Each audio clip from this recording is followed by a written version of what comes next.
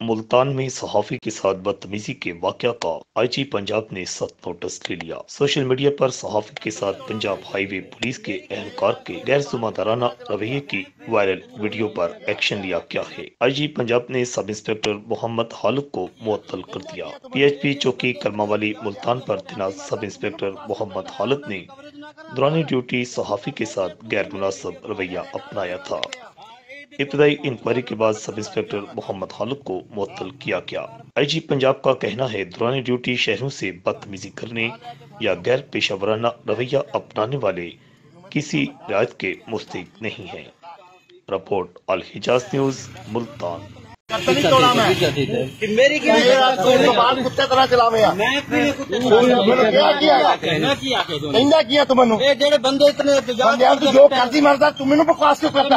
coverage نہ کرا کردا ہی تو جو میری ویڈیو بنا رہا کاغذ کتے ہاں اے کوئی نہیں کاغذ چل فٹ فٹ کیا بند کر ہاں تو کر بند آ لے کے تھانے تو لے کے چل اینو میں دیکھا بڑا صحافی بنیا پھرتا ٹھیک ہے بلیک میں بلیک میں آ جا میرا